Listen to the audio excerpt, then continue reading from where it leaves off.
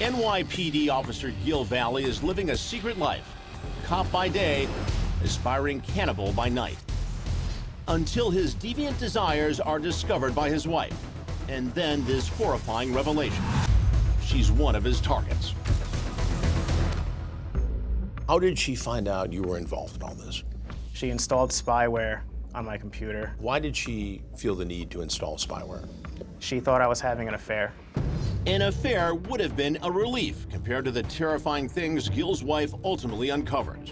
You talked about kidnapping her and her friends, putting them in suitcases, raping them in front of each other, then killing and eating them. Right. That's going to scare a woman. I understand that. And these were fictional writings again. But were they?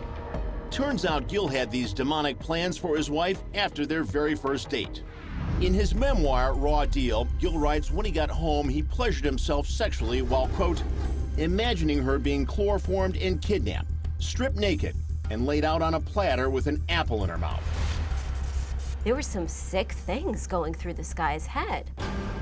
And Gil isn't alone. He's often chatting with several other wannabe cannibal creeps. Among them, Christopher Ashe, a librarian from New York City, Dale Bollinger, a nurse from England, Michael Van Heist, a mechanic from New Jersey, and Ali Khan, a butcher from Pakistan. There's a tendency to say, if this guy wasn't up to no good, he wouldn't be in a chat room like this. There are a lot of sick people who are turned on by disturbing things. According to recovered chats between Gil and the Pakistani butcher, the two men planned to kidnap Gil's wife and then tie her up, slit her throat, and watch the blood drain from her body. Ali Khan writes, if she cries out, don't show her mercy. Gil replies, don't worry, we'll gag her. And when it comes to killing his wife, Gil comments, she's a sweet girl. I like her a lot, but I will move on. This isn't, dear Playboy, you might never believe this. This is graphic, threatening, dangerous, dark stuff. I understand, it's very graphic, it's very dark. And Gil's hunger for human flesh doesn't stop with his beloved. There's a section of the website that's entitled, What Would You Do to Her?, where users post photos of various women. Gil uploads hundreds of pictures of women. There's just one problem. All of the women that he talked about were real people in his life. That's right. Gil's frightening fantasies appear to be based in reality, copied and pasted straight from his Facebook page. He talked about real people, real names, real dates. Gils Menu for murder includes a 27-year-old prosecuting attorney and college classmate. Concerning this woman, and again warning it's graphic, Gil brags about tying her up to a pulley apparatus in his basement and cooking her alive. Gil writes things like, she'll be trussed up like a turkey. She'll be terrified, screaming and crying. These are your words. I understand. I know. You don't dispute that. Yeah, there's no denying that I wrote that stuff. It's just, it's one thing when I'm an anonymous screen name. It's another thing when I'm sitting here looking at you, and I'm Gil, and I'm a person now. And then there's an acquaintance who Gil knows through his wife. He allegedly plans to abduct and sell this woman to his online buddy, Michael Van Heist from New Jersey. Gil writes, 5,000 and she's all yours. The Jersey mechanic writes back, could we do 4? Remember, Gil is a cop sworn to protect people. And finally, there's an 18-year-old student who attends Gil's high school alma mater. He refers to her as, quote, the most desirable piece of meat I've ever met. I speak about in these chats, a human-sized oven, a house in the middle of nowhere, a white van. None of the stuff exists. It's all clearly fictional. But how do you even think that up? It's not normal. It's just fiction. It's just writing. It's just, you know. But you see how it looks. No, sure, I understand how it looks. I totally get it. It looks like you're preparing to kidnap, rape, kill, and eat based women. Based on completely fictional writing. But when Gil's wife reads these menacing messages, she packs up their baby and flees to her parents' home. What did she say to you after she read about these twisted fantasies? Her initial reaction was to try and work this out.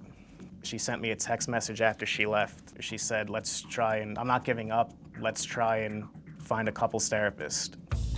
But it appears Mrs. Valle has a change of heart. She went to the FBI. Yes. Then, about a month after Gil's wife leaves him, all hell breaks loose. There's a knock at the door, and when he opens it, there are 6 FBI agents, guns drawn, squarely in his direction. Well, I'm a very good writer, obviously. The FBI thought I was committing a real crime. Thought or knew? Ends up the feds had been watching Gil, and according to them, Gil has been doing some watching of his own. The feds call it stalking.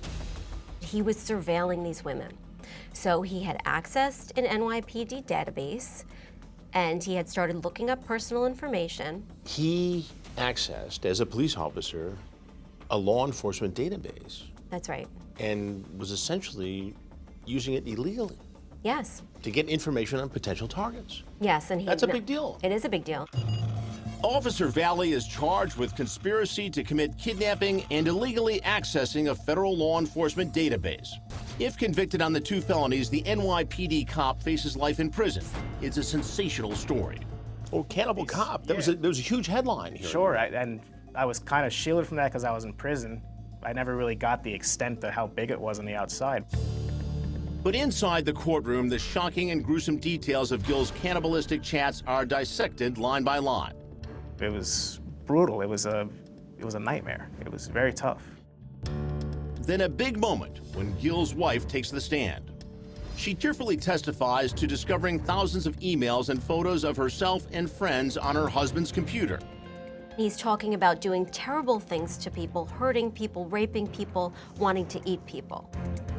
For 12 straight days, it's a parade of Gil's former college classmates and friends taking the stand. Each woman recounts the most ghoulish and gruesome ways the NYPD cop planned to allegedly cannibalize them.